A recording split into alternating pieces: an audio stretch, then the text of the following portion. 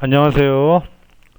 국어교과 교육론 강의를 시작하도록 하겠습니다. 자, 명절 즐겁게 보내셨는지 모르겠습니다. 코로나 때문에 지금 이제 3연속 명절이 좀 명절답지 않은 그런 상태이긴 하지만 그래도 이게 명절인 만큼 여러가지 좋지 않은 일도 있으나 명절 때만은 좀 더 즐겁게 보내는 게 또 계속 있을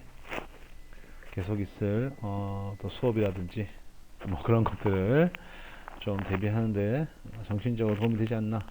만약에 좀 명절 기간에 조금 즐거운 일이 없었다면 스스로 좀 즐거운 일, 자신에게 도움이 되는 일, 자신을 위해서 할 수 있는 일, 그런 것들을 하시기 바랍니다. 여러분들 아직 젊으시기 때문에 크게 문제가 없을 수도 있으나 자신을 위해서 시간을 보내지 않으면 그게 또 나중에 있다 청구서가 날아와요. 너 젊었을 때 이렇게 고생했지, 널 학대했지, 자 그러니까 그 가격을 내라, 그런 식으로 조금 나이가 들면 청구서가 날아오기 때문에 그런 점을 좀 인식하셔가지고 본인을 위한 그런 시간을 좀 가졌으면 좋겠습니다. 저번 시간에 말씀드린 대로 화법부터 시작을 해서 독서, 작문 그런 식으로 나갈 것이고요. 교육과정에 여러가지 항목이 있지만 여기서는 이제 성취 기준을 중심으로 해서 수업을 할 겁니다. 이 성취 기준이라는 것은 학습자가 도달해야 될 목표라고 보시면 쉽게 이해되실 겁니다. 전 수업에도 몇 번 언급했지만 이 성취 기준이 중요한 이유는 이 성취 기준 자체가 거의 그대로 교과서의 학습 목표가 된다. 즉 학습자들이 이 목표를 달성하기 위해서 국어 수업을 한다. 그렇게 말씀드려도 과언이 아닐 거고요. 더군다나 단원 구성 방식 자체가 이 목표 중심으로 설정되어 있기 때문에 현행 교육과정은 이 성취 기준은 학습자들 뿐만 아니라 교사들에게도 매우 중요하고, 또한 여러분들이 이제 시험을 준비한다고 생각하시면 이 성취 기준이 거의 시험 범위다. 물론 여기를 좀 벗어나는 부분도 분명히 있습니다. 왜냐하면 성취 기준은 학생들이 도달해야 될 목표지 교사들이 도달해야 될 목표는 아니기 때문에. 그렇지만 학생들이 도달해야 될 목표에 대해서 교사가 완벽하게 이해하는 것은 반드시 필요하죠. 즉 이 성취 기준을 완벽하게 여러분들이 좀 이해해야 하는 것은 이 시험 준비를 함에 있어서 필요 조건이다. 그렇게 말씀드릴 수 있겠습니다. 그러므로 이제 성취 기준을 중심으로 할 텐데요. 제일 먼저는 이제 중학교 화법의 내용 체계의 성취 기준을 보겠습니다. 9회 국어 1-1부터 1-12까지 있는데 총 12개의 성취 기준이 있죠. 그러면서 중학교 3년 동안 12개의 성취 기준을 달성해야 되니까 보통 이제 4개 정도, 한 학년에 4개, 한 학기에 2개 정도의 성취 기준이 교과서에 포함되어 있다. 그렇게 보셔도 될 겁니다. 다만 이제 교과서마다 조금씩 성취 기준에 대해서 차이는 있어요. 예를 들어서 이 성취 기준을 그대로 교과서 학습 목표로 삼는 교과서도 있고, 약간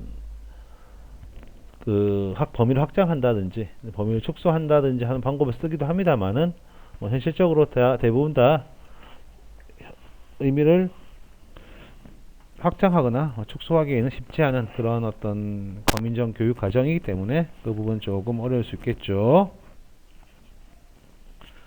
자, 그러면 첫 번째 중학교 1학년부터 중학교 1학년이라고 확신할 수는 없지만 첫 번째 성취 기준부터 챙겨보도록 하겠습니다. 자, 첫 번째는 이제 듣기 말하기는 의미 공유의 과정임을 이해하고 듣기 말하기 활동을 한다. 자, 이 서술어가 이해하고라고 되어 있으니까 이것은 이제 지식, 즉 본질적 본질 그런 것과 관련된 거죠. 즉 학습자가 대상, 이 듣기 말하기가 뭐냐 라고 이야기를 한다면 그 듣기 말하기는 이러한 것이다 라고 대답할 수 있는 그러한 지식들을 가르치는 거죠. 본질적 지식이라고 하기도 하고, 뭐 선언적 지식이라고 하기도 하고 여러 가지 용어가 있으나 뭐 그냥 보통은 그냥 지식 또는 뭐 본질적 지식 그렇게 이야기하는 거죠. 이것을 지식이라고 하면 뒤에 나오는 뭐뭐 한다, 뭐뭐 한다의 서술어로 되어 있는 것들은 다 이제 기능과 관련된 것이고 이거를 본질적 지식이라고 그러면 뒤에 뭐뭐 한다, 뭐뭐 한다 그런 것들은 절차적 지식 뭐 그렇게 구별을 하시면 될 겁니다. 자, 그래서 이 프린트물 이 페이지를 보시면 이제 핵심 개념은 의미 전달적 관점, 의미 공유의 관점, 의미 협상의 관점인데요. 사실 그 듣기 말하기를 의미 전달적 관점으로 보는 경우가 많이 있었습니다. 그러니까 메시지는 고정된 것으로 봅니다. 그리고 화자가 청자에게 일반적으로 의미를 전달한다고 전제하는 거죠. 그래서 이송의 오류란 말이 있는데 이것은 이제 물건이나 편지가 배달되듯 의미가 이동한다고 보는 화법의 관점입니다. 그러나 이건 말 그대로 오류고요. 오류. 지금은 폐기되었습니다. 그래서 정보 중심 담화에서 일부 이 예가 성립하는 경우도 있습니다만은 대부분의 경우는 사실 성립되지 않는다. 즉, 이 의미 전달적 관점이라는 것은 초기 화법을 바라봤던 그런 관점이나 이 관점은 이제 뭐 일부 남아있다가 아니라 거의 폐기되었다 라고 봐도 무방합니다. 그 독서나 장문 같은 경우에는 예전에 어떤 독서의 그 이론들이 여전히 이제 일정 정도 지분을 차지하고 있는 데 비해서 이 의미 전달적 관점은 뭐 거의 지분이 없는 완전히 화법 교육에서 자신의 방을 뺀 그러한 관점이라고 볼 수 있습니다. 그래서 보통은 이제 여기서 학습자들이 알아야 될 내용은 이제 의미 공유의 관점이죠. 자, 언어를 주고받으면서 화자와 청자 간의 의미, 가치, 태도, 믿음을 공유하는 과정을 의미 공유의 과정이라는 것이죠. 그래서 사실 이건 제가 같은 예는 좀 극단적으로 이제 아주 단순화한 얘기는 하나 학생 1과 학생 2의 대화를 보면 어제 뭐 했냐? 놀았다. 뭐하고 놀았냐? 뒹굴뒹굴 했다. 자, 나도 그런데 시험이 코앞이다. 그러니까 바쁘겠네. 끝나고 푹 쉬어. 그래, 쉬는 게 남는 거야. 이렇게 얘기를 하면서 쉬는 게 남는 거라는 어떤 가치라든지 믿음 등을 공유하고 있는 것이죠. 예. 그러니까 의미가 대화를 하게 되면서 특정 단어가 나옵니다. 근데 처음에 사실 같은 단어에 대해서 둘이 생각하는 어떤 의미역이 달라요. 의미상이 달라요. 예를 들어서 가족이라고 하면 한 사람은 뭐 사돈의 팔촌까지 가족이라고 볼 수 있고 한 사람은 직계, 형제, 자매 또는 부모님 정도까지만 가족이라고 볼 수 있습니다. 그런데 이 둘이 서로 대화를 하게 되면서 어떻게 이 가족이라는 그 의미가 서로가 서로에게 조금씩 맞추다 보니까 결국 뭐 한쪽으로 의미가 직계 가족을 포함하는 그런 쪽으로 둘 사이의 가족의 의미가 공유될 수도 있고 아니면 아주 넓은 범위 사돈의 팔촌까지를 뭐 가족의 의미로 공유될 수도 있겠고 아니면 뭐 그 중간 어디쯤에서 또 가족의 의미가 공유될 수 있겠죠. 여튼 둘이 처음에 가지고 있던 가족이라는 어휘에 대한 인식은 다르겠으나 대화를 하게 되면서 그래서 이제 가족 직접 우리 가족은 이거라고 정의하자 그렇게 말을 하지 않는다 하더라도 가족이라는 그 의미에 대해서 인식에 대해서 서로 대화 과정에서 차츰 맞춰지게 되는 뭐 그러한 것이 이제 의미 공유의 일반적인 과정이다. 그렇게 보시면 되겠습니다. 그래서 이제 교육 과정에서는 듣기 말하기는 의미 공유의 과정이다 라고 이야기를 하고 있고요. 그 다음에 이제 의미 협상의 관점도 듣기 말하기의 중요한 관점인데요. 이거는 교육 과정에 나와 있지는 않지만 여러분들이 좀 알아두셔야 될 내용입니다.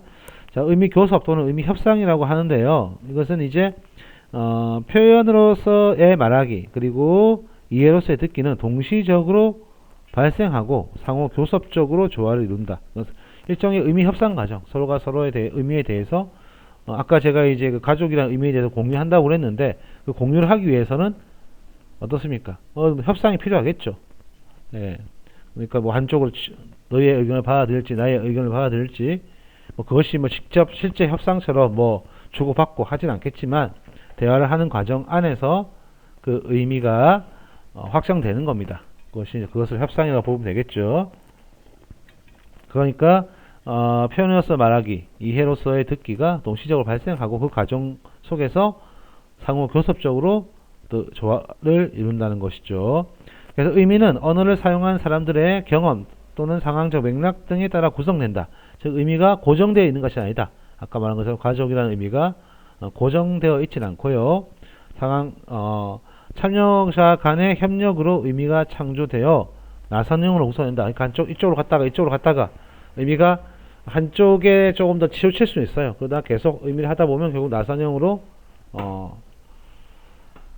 의미가 구성되면서 뭐 완벽하게 확정이 되지 않을 수 있겠으나 어느 정도 이제 둘이 원만하게 이 정도면 대화가 충분히 이루어질 수 있을 정도로 의미가 창조되며 나선형으로 구성되어 일정 부분 둘 다 동의할 수 있는 결과에 이르게 된다는 겁니다. 자, 뒤에 의미 협상의 예를 보겠습니다. 자, 선생님이 이제 무슨 책을 읽고 있니? 하니까 학생이 뭐 언어의 온도라는 책을 읽고 있다. 어떠냐? 하니까 별로다. 통찰도 없고 이성도 없고 감정도 없는 뜨뜻 미지근한 온도 책이다. 그러니까 선생님이 다른 책을 추천해 줄까 하는 소설책을 추천해 줍니다. 학생이 어떤 책이냐 좋은데라고 했는데 어떻게 좀 물릴 것 같다. 그러면 선생님이 뭐 밤이 선생이다는 어떠냐? 뭐 이거는 뭐 언어의 온도와 유사하지만 또 이제 너한테 어울릴만 하다 하니까 학생이 오케이 받아들이는 거죠.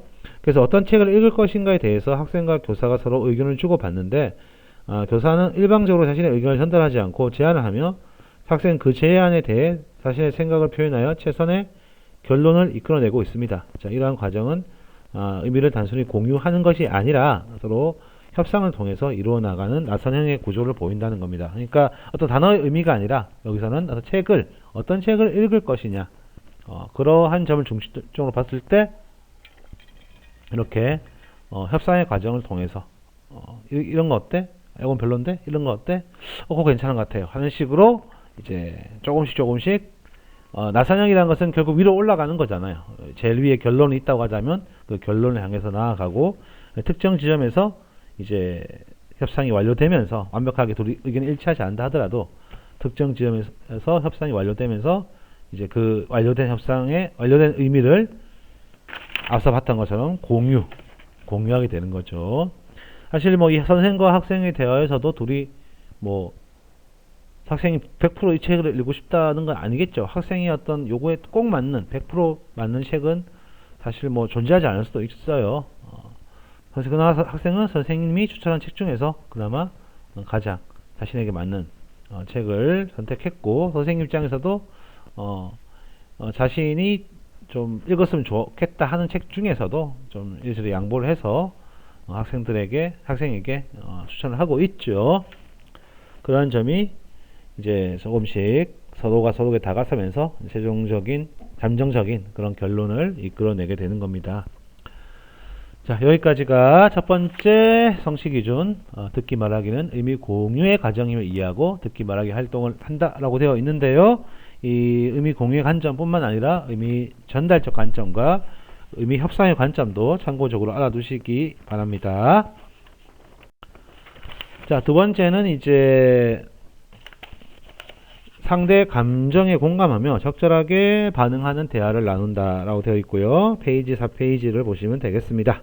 자, 핵심 개념은 이제 공감적 대화, 그리고 격려하기, 또 반영하기 되어 있는데 이거는 아마 제가 이제 일단 나중에 이 부분이 다 끝나면 한번 기출문제 작년 거 한번 풀이를 해볼까 하는데 여튼 이 부분에서 알 수 있는 거는 그 적극적 들어주기하고 공감적 대화가 무엇인가 그리고 격려하기, 반영하기에 대해서 아는 건데 이 부분이 이제 작년 임용고사 그러니까 작년 12월에 본 임용고사에 나와 있지요. 나왔죠. 그렇기 때문에 이 부분도 중요한데 요 내용만 알고 있으면 그게 어렵지 않게 해결할 수 있는 그런 문제입니다.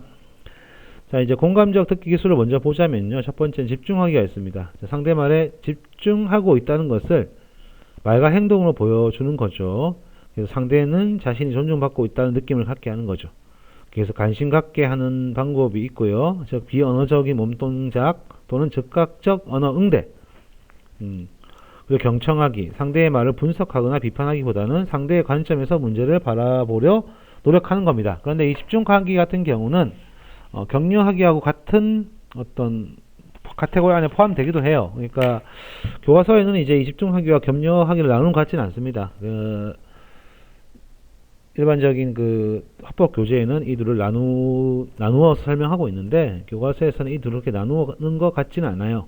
그러니까 집중하기 다음에 격려하기 그 다음에 반영하기 이런 식으로 좀 더 적극적인 들어주기 과정이라고 얘기를 하는데 여기 집중하기와 격려하기를 보시면 알겠지만 둘이 뭐 그렇게 차이가 있지는 않습니다. 그러니까 집중하기는 정확하게 얘기하자면 상대가 이제 말을 시작할 수 있게 하는 것, 격려하기는 상대가 계속 말을 할 수 있게 하는 것, 그리고 반영하기는 상대의 말에 이제 능동적으로 반응을 하는 겁니다. 집중하기는 오케이 내가 너의 말을 들을 준비가 되어 있어 라고 하는 거고, 격려하기는 네가 말을 계속 해도 좋아 라고 말을 계속 이어가게 하는 것, 그리고 반영하기는 이제 상대의 말을 정리하면서 나의 반응을 내가 너의 말을 아주 관심 깊게 집중해서 잘 듣고 있다는 것을 보여주기 위한 그런 거죠. 그래서 집중하기는 이제 상대는 자신이 존중받고 있다는 느낌을 받게 해서 말을 시작하게 하는 건데, 격려하기와 마찬가지로 이제 비언어적 몸동작이나 즉각적 언어 응대 등도 있고요. 아니면 상대의 말을 분석하거나 비판하기보다는 상대의 관점에서 문제를 바라보려고 노력하는 그러한 방법이죠. 격려하기는 이제 소극적 들어주기입니다. 말을 계속 할 수 있게 하도록 눈을 맞춘다던가 고개를 끄덕인다던가 아니면 즉각적 응대의 말을 하는 것. 여러분들도 이제 수업을 듣게 나중에 이제 뭐 실습을 나가신다던가 교사가 되시면 또는 발표를 하실 때도 경험하시겠지만 이게 눈을 맞추거나 고개를 끄덕이는 그런 대화 상황이 아니더라도 발표 상황에서라도 눈을 맞추거나 고개를 끄덕인다면 사실 좀 발표나 수업을 할 때 좀 신이 나요. 사실 내가 상대가 내 말을 이렇게 잘 들어주고 있구나, 내가 한 말에 대한 반응이 있구나. 그래서 그건 열심히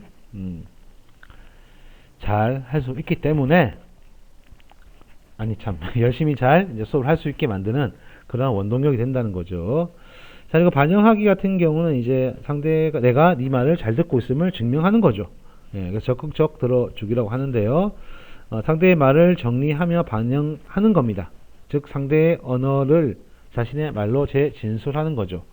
자, 학생 1의 경우는 난 최근 고민이 생겼어 라고 하니까 뭔데 하면서 몸을 학생 1 쪽으로 기울입니다. 자, 기억은 이제 집중하기 기술로 즉각적 응대의 말과 비언어적 표현을 사용해서 상대에게 관심을 표현하고 있다. 즉 네 말을 들어주겠다 라는 의미죠.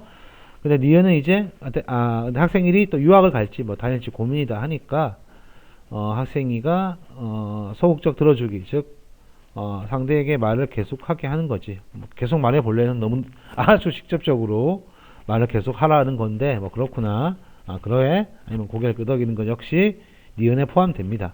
그리고 디귿을 보면 자, 학생 1이 내 전공은 우리나라 대학에서 공부할 곳이 없어서 유학 가려 한다 라고 하니까 학생 1이 우리나라에 맞는 전공이 없구나, 그래서 유학을 가려는 거네.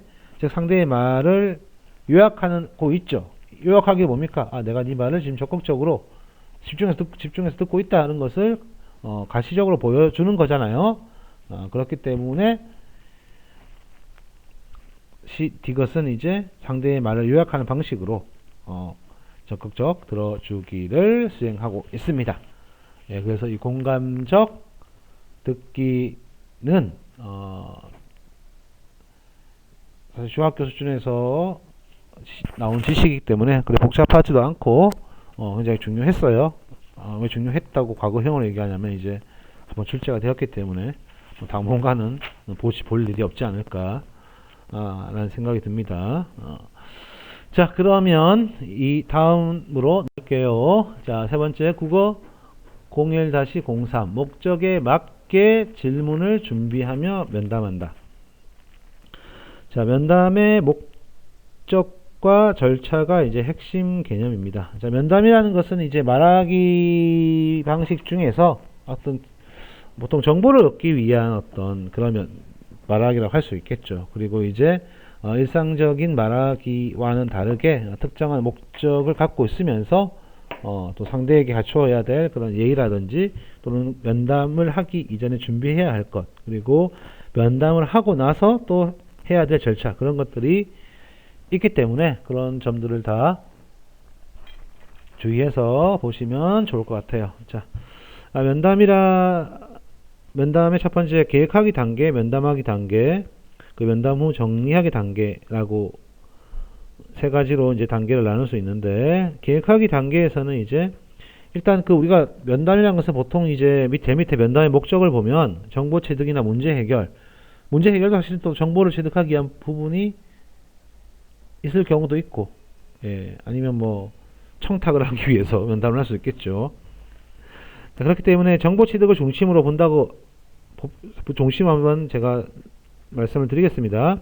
자, 그러니까 필요한 정보를 얻기 적절한 인물인지, 예를 들어서 뭐 대구 지역 사범대학 교육의 어떤 발전 방향에 대해서 좀 정보를 얻고 싶다. 그러면 그 정보를 얻기 적절한 인물이어야 되겠죠. 그러니까 그것을 뭐 전공이라든지 학력, 경력, 그런 어떤 가시적으로 드러나 있는 그러한 내용을 바탕으로 해서 이제 적합한 인물인지를 판단해야 됩니다. 우선 이게 가장 중요하고요.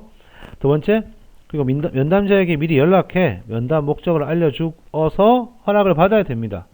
불쑥 찾아가서 면담 좀 하고 싶은데 하는 거는 예의가 아니죠. 무슨 뭐 기자도 아니고, 기자도 그렇게 하면 욕먹죠. 그리고 허락이 되면 시간, 장소 등을 조율해서 이제 면담 약속을 잡게 됩니다. 그리고 이제 당연히 면담을 할 때 그냥 아무 준비 없이 찾아가게 되면 필요한 정보를 얻지 못할 가능성이 굉장히 높겠죠. 그래서 이제 면담의 목적과 면담자의 특성에 따라서 또 질문 내용을 구성해야겠죠. 그러니까 면담을 하기 전에 면담자가 어떠한 뭐 호불호의 영역을 가지고 있는지까지도 가능하면 조사를 하면 나쁘지 않겠죠. 예.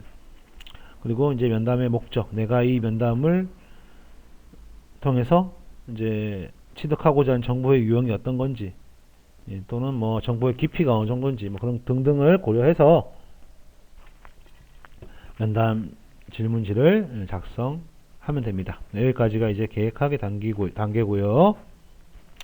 두 번째 면담하기 단계는 이제 실제 면담을 하는 건데, 일단 태도 측면이 중요하죠. 당연히 이제 우리가 면담자에게 무언가를 요청하는 거잖아요. 예, 당연히 뭐 요청하는 사람이니까 최대한 예의를 갖출 필요가 있습니다. 그렇기 때문에 질문 목록을 바탕으로 공손하게 진행해야 된다.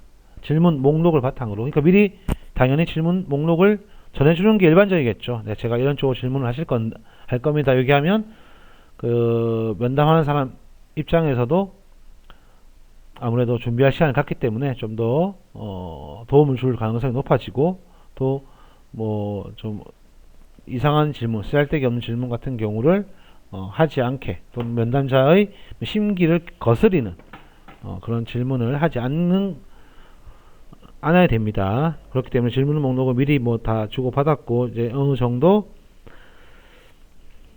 합의가 된 상태라고 보고요. 그 합의된 질문 목록을 바탕으로 이제 예의를 갖춰서 공손하게 진행하며, 또한 면담의 목적을 분명히 다시 한번 밝히는 게 필요합니다. 내가 질문지에 면담의 목적을 얘기했으니까 당연히 알고 나왔겠지라고 생각하지 마시고요.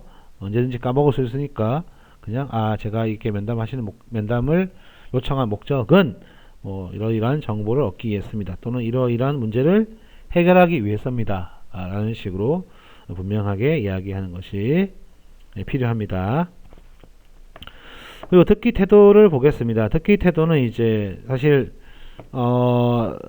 아까 이제 공감정 듣기에 대해서 얘기를 했었지만 상대가 이제 사람이다 보니까 더 많은 반응을 유도할 수 있잖아요. 그러니까 우리가 많은 정보를 얻기 위한 것이 면담의 정보 취득의 목적이라면 좀 양질의 또는 많은 그런 정보를 얻어야 된단 말이죠. 그러면 어떻게 이 면담을 할 때 좀 적절하게 반응을 해가지고 많은 정보를 얻을 수 있는 것이 또 이 면담을 하는 능력이겠죠. 듣기 약간 뭐 아주 듣는 사람의 얼굴 쳐다보지 않고 메모만 한다든지 그렇게 하면 말하는 사람이 김이 빠지겠죠. 아니면 뭐 약간 찌뿌둥한 얼굴, 약간 좀 찌푸린 얼굴 듣는다든지 그러면 좀 말하는 사람이 기분이 좋지 않기 때문에 우리가 지금 면담이라는 것은 결국 인간을 만나는 거고 그렇다면 적절한 반응이 필요하다. 그것이 좀 더 많은 정보를 이끌어낼 수 있는 그러한 방법이다. 그래서 가로쳐서 공감적 듣기 방법을 활용하라고 제가 말씀을 드렸습니다. 그 유의점을 볼 때는 이제 사실 답이 부족할 시 양해를 얻어 보충 질문을 한다. 그러니까 자기가 원하는 정보가 어느 정도 수준이 있을 거 아닙니까? 그럼 그 수준에 맞게 정보를 얻지 못했다. 좀 부족하다 싶으면 양해를 구하고 다시 질문을 하는 것도 전혀 결례가 아닙니다. 그리고 이해가 어렵다거나 또 이야기를 놓칠 수도 있잖아요. 면담을 간 우리도 사람이니까 또 그런 경우가 있을 때는 다시 질문을 해가지고 면담에 미진한 부분이 없도록 최대한 예의 바르게 하되 내가 원하는 바를 어쨌든 간에 면담을 통해서 이루어야 되잖아요. 정보를 전달하든 어떤 문제를 해결하든지 간에 목적을 달성해야 되기 때문에 상대에게 충분한 양해를 구한 후 보충 질문을 한다든지 또 이해가 어렵거나 이야기 놓칠 경우 사실대로 이야기하고 다시 질문을 하는 것이 반드시 필요합니다. 자, 여기까지가 이제 면담하기 단계인데요. 이제 면담이 끝났으면 당연히 면담 내용이 정리가 되어야겠죠. 그래서 면담의 목적을 고려해서 필요 없는 내용을 삭제하시면 되고요. 기록을 중심으로 해서 내용을 정리합니다. 그리고 정리한 내용은 목적에 맞게 기사문이면 기사문, 설명문이면 설명문, 보고서는 보고서 목적에 맞게 재가공을 하면 되겠죠.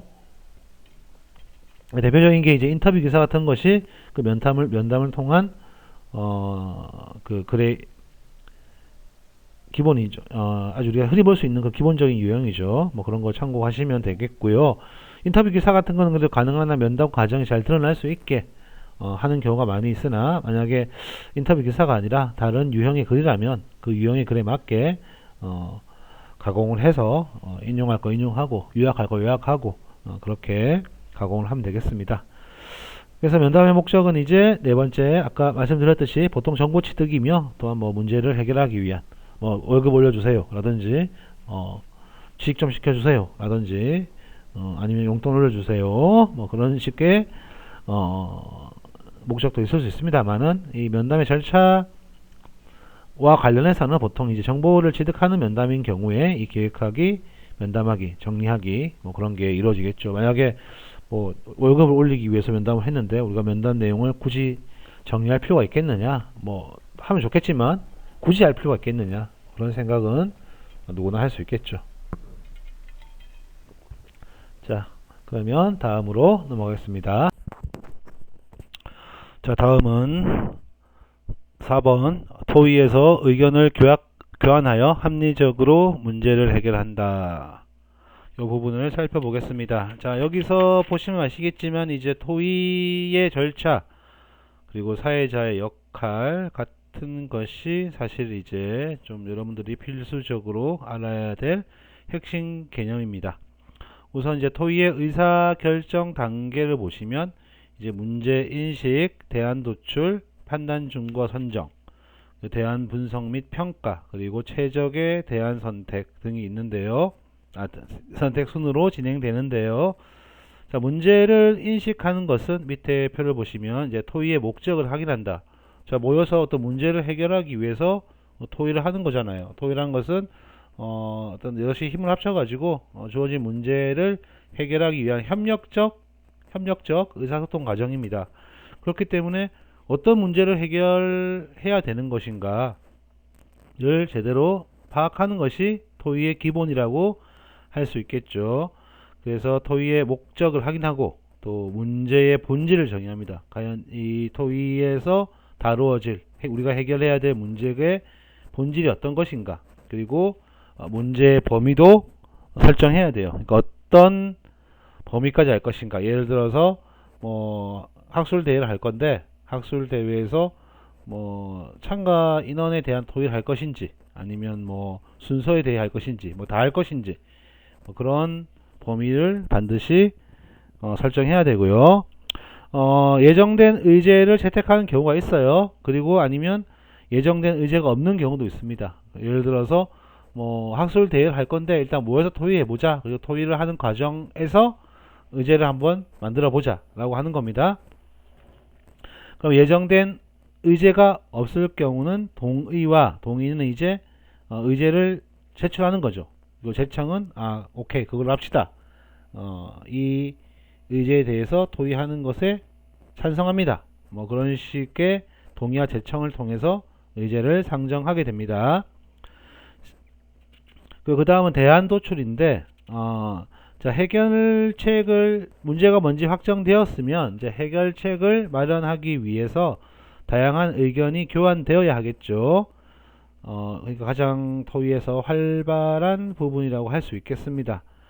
그리고 이제 판단 준거 선정은 이제 가장 적절한 대안을 선정하기 위해서 판단 준거를 선정하는데 여러 가지 대안이 나왔잖아요. 토의를 하다 보면 여러 대안이 나오겠죠. 뭐 학술제를 하게 된다. 그럼 뭐 어떤 순서로 진행할 거냐? 그럼 이렇게 하자, 저렇게 하자, 이렇게 하자.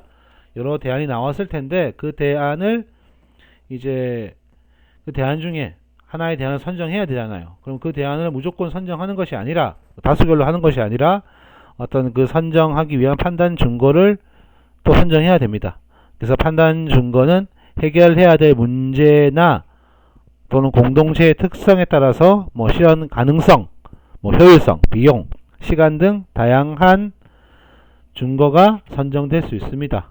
순서를 정할 때도 뭐 효율성을 중심으로 대안을 판단한다든지 아니면 뭐 시간을 중심으로 판단을 한다든지 등등등 여러가지 준거를 적용할 수 있겠죠.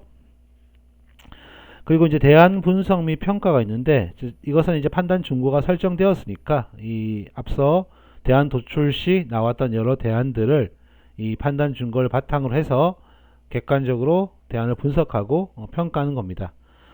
이 대안 도출, 판단 준거 선정, 그리고 대안 분석 및 평가 과정에는 의견 교환을 위해서 뭐 보충 설명이라든지 질의 응답이 활발하게 이루어지겠죠. 이런 것이 활발하게 이루어질수록 좋은 토의다.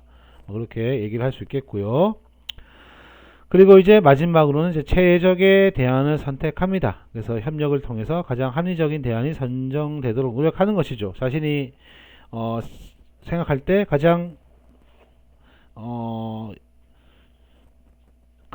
합리적인 대안이라고 생각된다면 그 대안을 지지받기 위해서 여러가지 판단 준거와 관련해서 그 대안에 대한 어떤 그 지지의사를 밝히겠죠. 그래서 가장 자기의 대안이 한 명의 개인의 예를 들어보자 보면 자기의 대안이 가장 합리적인 대안이다 라고 노력하는 것, 그리고 또는 여러 대안 중에서 가장 합리적인 대안을 찾으려고 노력하는 것이 중요하다고 볼 수 있겠습니다. 그리고 이제 이 합리적인 대안, 즉 최적의 대안을 선택하는 데는 어쩔 수 없이 다수결의 원칙이 일반적으로 적용된다고 볼 수 있겠죠. 그리고 이제 이러한 의사결정 단계에서 이 의사결정 단계가 다시 이게 일반적으로는 이게 이제 순행적으로 구성되고 있지만 그 대안이 이제 토의의 의사결정 단계가 이제 문제 인식부터 시작해 가지고 대안 도출, 준거 선정, 대안 분석 평가, 그리고 이제 대안 선택의 과정을 순차적으로 따르고 있으나 또 의사 진행 발언을 통해서 또 다시 좀 앞으로 좀 획기적으로 진행되는 경우도 가끔씩 있다는 것도 여러분들이 아마 토의를 많이 해 보셨으면 아실 거라고 생각합니다. 예를 들어서 대안 분석 단계에 왔을 때도 이 대안을 분석하는데 이 판단 준거가 대안을 분석하기에 조금 부족하다, 그렇게 생각이 된다면 다시 판단 준거 선정으로 돌아가서 새로운 판단 준거를 선정할 수도 있겠죠. 물론 이 의사진행 발언 같은 경우는 의장이 인정하는 경우도 있을 것이고, 토의의 의장이 인정한 사회자죠. 의장이 인정하는 경우도 있을 것이고, 그리고 다수결 원칙으로 또 의장이 뭐 이 의사진행 발언에 대해서 찬성하십니까? 반대하십니까? 그렇게 물어본 다음에 뭐 회귀하든지 아니면 그냥 계속 진행하든지 그렇게 하면 되겠죠. 자, 여기까지가 토의의 의사결정 단계입니다. 이 의사결정 단계는 이제 뭐 절차적 지식이라고 볼 수 있겠고, 그 토의와 관련돼서 이제 그 본질적 지식도 사실 있긴 있어요. 토의의 종류, 뭐 심포지엄, 또 포럼, 회의, 뭐 원탁 토의 회의라고 할 수 있겠죠. 그리고 뭐 세미나 등등등의 어떤 그 토의의 유형이 있는데, 이 유형도 뭐 여러분 제가 여기 표시는 안 했지만 뭐 한번 알아보시면 뭐 공부하시는데 도움이 될 것 같긴 합니다만은 그렇게 저 입장에서 그렇게 중요하지 않다고 생각해서 빼긴 했는데, 또 여러분들이 필요하시면 좀 더 공부를 하시는 것도 좋을 것 같아요. 예.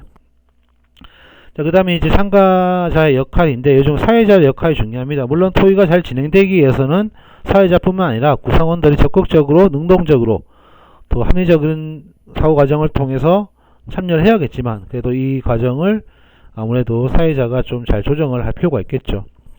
사회자의 역할은 크게 두 가지로 나누는데요. 세 가지로 나누는데, 첫 번째는 토의를 계획하고 준비하는 겁니다. 이제 토의를 하기 전에 이제 사실 뭐 그 참가자들이야 미리 뭐 토의 의제에 대해서 알고 있는 사람도 있고 그냥 뭐 오라 해서 온 사람도 있겠죠. 그렇지만 이 사회자는 이제 미리 어떤 뭐 예상되는 어떤 문제라든지 또는 의제라든지 그런 것들을 공부해 가지고 준비를 잘해서 토의가 원활하게 진행될 수 있도록 준비하는 것이 기본적인 역할이고요. 그 다음에 이제 두 번째가 토의의 실제적 진행인데, 이것이 뭐 사실 뭐 가장 중요하죠. 겉으로 눈에 보이는 것이기도 하고, 실제적 진행은 이제 과제 해결 임무하고 이제 분위기 형성 및 유지의 임무로 나눌 수 있습니다. 자, 과제 해결 임무는 뭐냐면, 이제 과제를 어쨌든 이 토의라는 것은 문제를 해결하기 위한 거니까, 과제를 해결하기 위한 거니까 그 토의 참가자들에게 과제를 명확하게 규정하고 제대로 인지시켜야 되죠. 우리가 토론할 과제는 이거다. 정해져 있던 토의 과정에서 의제를 선정하던 그 의제에 대해서 명확하게 규정할 수 있도록, 제대로 인지할 수 있도록 하는 것이 중요하고요. 적극적인 의견 교환을 장려한다. 그러니까 너무 사실 토의를 하다 보면 좀 그 토의 내용과 관련 있는 또는 이해 당사자가 좀 집중적으로 발언을 하는 경우가 많습니다. 그렇기 때문에 몇몇 사람들에 의해서 토의가 진행되는 것은 옳지 않겠죠. 그래서 사회자는 적극적인 의견 교환을 장려하고, 만약에 토의 내용이 이제 좀 방대해진다. 그렇다면 중간중간에 토의 내용을 적절히 요약하는 것도 필요합니다. 그리고 토의가 이제 결론을 향해 갈 수 있도록 유도하는 것도 중요하죠. 이게 토의를 하다 보면 갑자기 사공이 많다 보니까 배가 산으로 가는 그런 경우가 있단 말이죠. 그렇기 때문에 여러 사공들을 잘 컨트롤해서 정해진 목적지에 도달할 수 있도록 토의를 잘 이끌어 나가는 것이 굉장히 중요합니다. 보다 보면 중간에 뭐 이 토의라는 것이 그렇잖아요. 하다 보면 또 격가지로 빠져나가는 경우가 있기 때문에 적정 수준에서 필요하다면 논의를 차단시키고 결론과 관련된 논의가 좀 더 활발하게 진행될 수 있도록 하는 것이 필요합니다. 그리고 두 번째는 이제 분위기 형성과 유지의 임무인데요. 일단 발언 기회가 독점되는 경우가 많이 있습니다. 아까도 얘기했듯이. 그렇기 때문에 발언 기회를 독점하는 것을 좀 방지하고요.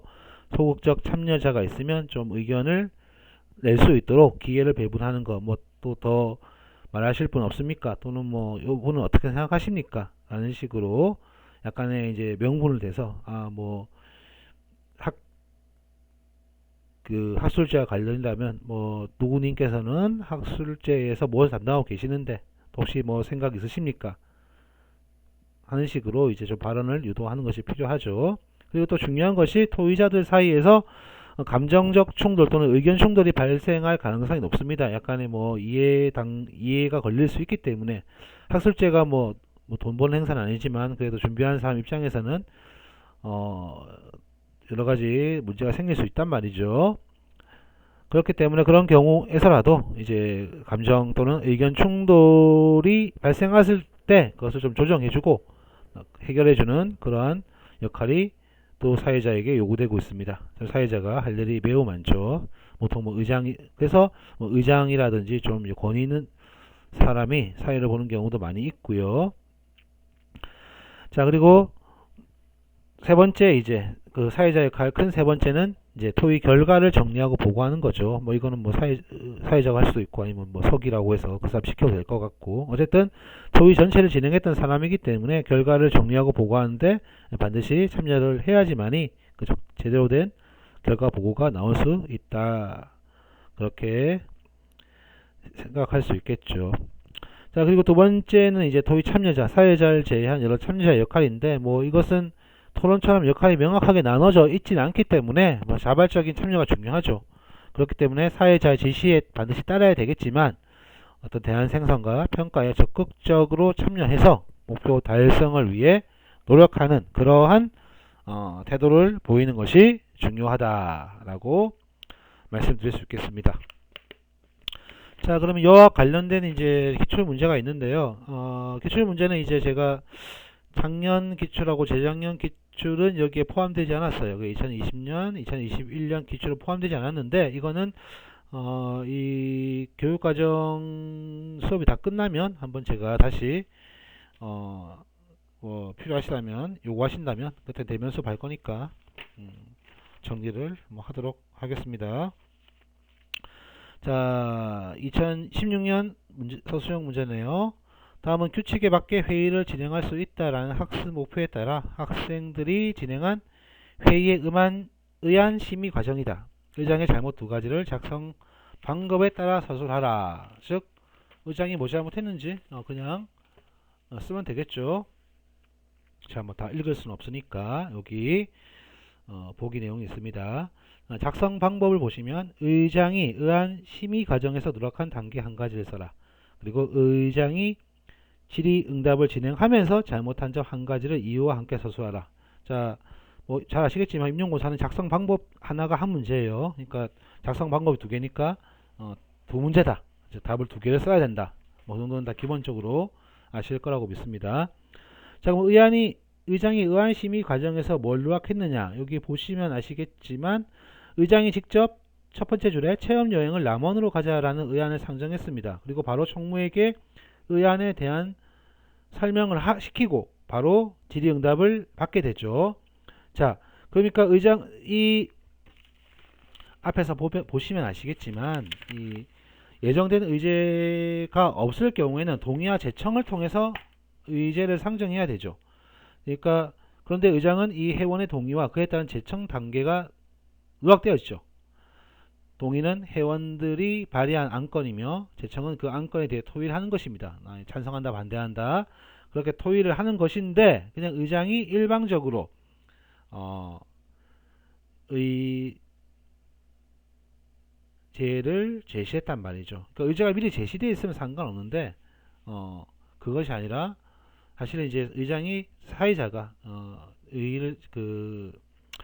의안을 상정하면 안 돼요. 원래는 안 되고 이제 의안이 자연스럽게 제시되도록 해야 되는데 사회자 하게 되면 반드시 그 이제 의안 심의 과정 안에서 제청과 동의가 필요하다.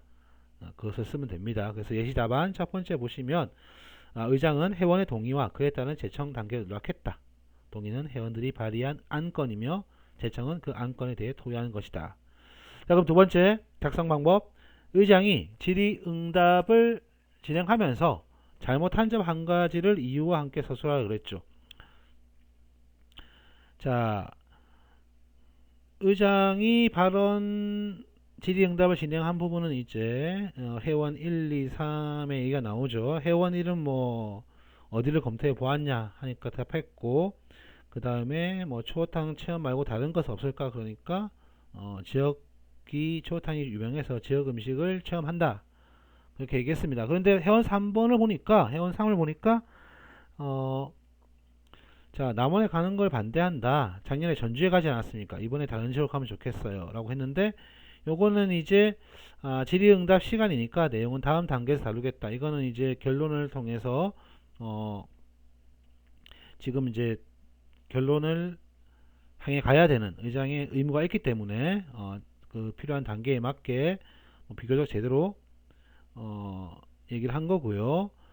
즉 이제 의사진행 발언, 즉 다른 지역으로 가면 좋겠다 라는 것은 사실 이제 의안에 대해서 찬성하냐 반대하냐는 거니까 그거는 다음 단계에 얘기하는 거겠죠.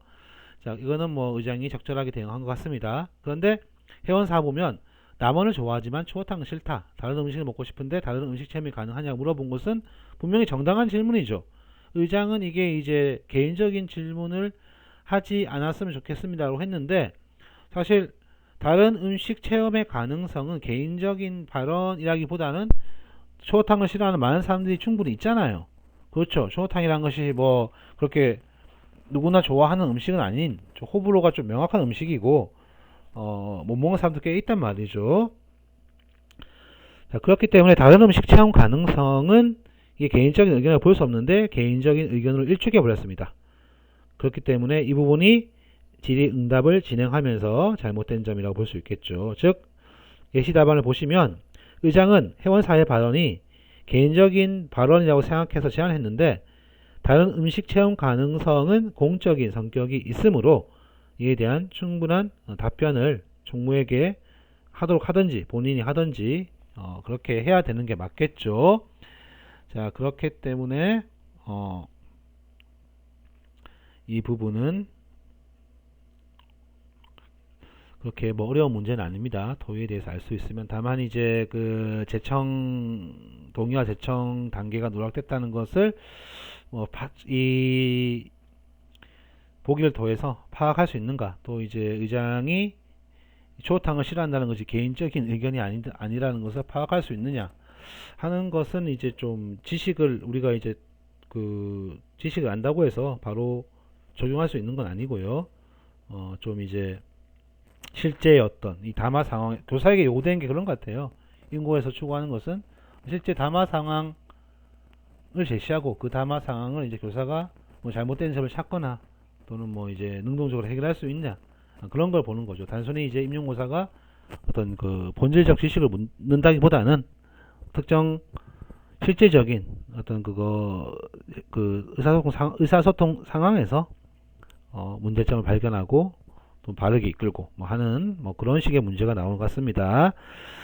자, 그 다음에 2019년 A형 1번 11번 A형 1번 11번 이게 뭐지? 11번이겠네요. 자, 여기는 이제 문제가 사실은 한 문제 두 문제인데 그 합법과 관련된 건 한 문제밖에 없었기 때문에 그 한 문제만 언급을 하겠습니다. 자, 작성 방법 보시면 이제 자, A에서 사회자의 역할로서 미진한 점을 한 가지 서술하라. 자, 두 문제 전부 다 사회자의 역할이 중심적으로 나와 있죠. 자, 그럼 A에서 사회자의 역할로 미진한 점을 한 가지 서술하라고 했는데, 자, 사회자는 어떻습니까? 사회자는 중간중간에 토의의 내용을 요약해야 됩니다. 근데 공평하게 해야겠죠. 그런데 이 사회자를 보면 이제 정 교수의 발표를 요약했어요. 그리고 강 박사의 발표 내용도 요약했어요. 그리고 세 번째 발표자 황 교수 소개했습니다. 중략됐으니까 요약했는지 모르겠는데 제 A 부분의 마지막에 보면 심포지엄을 마무리할 때가 되었다고 해놓고서는 발표 내용을 요약을 하고 있는데, 자, 강 박사 그리고 황 교수의 발표 내용은 요약해서 소개했습니다. 그런데 정 교수의 발표 내용은 요약해서 소개를 하지 않았죠. 예. 사회자는 공평하게 심포지엄이라는 것은 뭐 기본적으로 학술 대회 같은 거죠. 학술 대회. 그러니까 여러 특정 주제에 대해서 다양한 관점에서 그 건의 있는 전문가들이 그 내용을 발표하고 그 발표된 내용에 대해서 질의응답을 하고 마지막으로 이제 전체 토론을 하면서 마무리하는 것이 심포지엄인데, 사실 심포지엄에선 여기 보시면 아시겠지만 이제 인간 태도 변화의 원인 탐색이라는 주제고, 이 주제와는 관련이 있어요. 한국대학교 정교수 인간 태도 변화의 원인을 쓴 강 박사, 그리고 인지 부조화 이론과 관련한 한 교수 모두 인간 태도 변화의 원인으로 하고는 직접적으로 관련이 있습니다만은 각각 정 교수, 강 박사, 황 교수 사이에 어떤 그 응집성은 없다. 그 주제와 각각의 발표자가 주제와 관련해서 통일성이 있어요. 그런데 그 발표자들끼리의 어떤 그 내용 연결 구조는 그렇게 긴밀하지 않다. 거의 뭐 따라온다고 볼 수 있겠죠. 네, 그것이 이 심포지엄의 특징입니다. 그러니까 특정 그 주제에 대해서 전문가가 자신의 어떤 보통 전공 분야와 관련된 내용을 발표하겠죠. 그렇기 때문에 좀 학술적이고 좀 더 깊이 있는 내용을 들을 수 있다는 장점은 있으나 좀 이제 그 각 발표 내용들 간에 긴밀성 또는 뭐 응집성이 부족하기 때문에 그 부분은 좀 한계가 있을 수 있는 것이고, 그런 것들이 심포지엄의 뭐 장단점이다라고 볼 수 있겠습니다.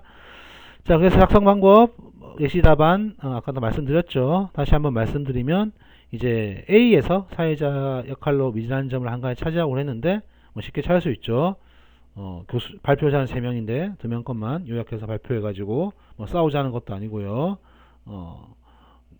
좀 문제가 있다고 할 수 있겠죠. 그리고 이제 여기 사실 뭐 여기서 나온 문제가 하나 더 있긴 한데, 그거는 이제 그 청중 1회 질문에서 황 교수께 질문을 하죠. 청중 1회 황 교수께 질문을 합니다. 사람의 태도 변화와 관련한 인지 부조화 이론 발표를 잘 들었다. 그런데 인지 부조화 이론을 뒷받침하는 사례를 들어주셨는데 그 사례들이 교수님의 설명과 배치되는 것 같다. 즉 이제 사례와 뒷받침되는 사례와 그 이론이 서로 맞지 않다라고 얘기를 하죠. 자, 그러니까 황 교수가 황 교수가 제가 제시한 사례가 인지 부조화 이론과 어떻게 연계되는지를 잘못 판단했다. 잘못 판단했다는 거죠. 그러니까 태도가 변한 사례의 내용이 적절한지를 판단하며 들어주시면 감사하겠다. 적절성을 판단하는 거죠. 그러니까 여기서 말하는 것은 이제 적절한지 판단하라 그랬으니까 그 내용의 적절성을 판단하는 그런 질문을 하라는 거니까 이 문제가 그거였던 것 같아요. 이 청중일이 들은 과정에서 수행해야 될 어떤 뭐 듣기 과정 또는 뭐 그런 과정을 얘기하는 건데, 이 부분은 다른 문제에서 나와 있으니까 그때 자세하게 하도록 하겠습니다. 자, 그러면 오늘 그 비대면 강의 여기까지 하도록 하고요. 다음 주가 토론인데, 뭐 토론은 뭐 가장 중요하죠, 사실. 이 토론이 좀 중요한데, 여기서는 뭐 제가 문제를 내진 않았지만 뒤에 토론과 관련된 문제가 많이 있기 때문에 토론과 관련된 걸 하고, 그 다음에 뭐 청준 분석 뭐 등등 해서 또 계속 진행을 하도록 하겠습니다. 오늘은 여기까지 하도록 하고요. 다음 주 화요일이죠. 다음 주 화요일까지 이제 비대면 강의니까 그때까지 비대면을 하도록 하고, 다음 주 목요일부터는 대면 강의를 뭐 특별한 일이 없으면 진행하도록 하겠습니다. 네, 수업 듣느라고 수고 많으셨습니다. 감사합니다.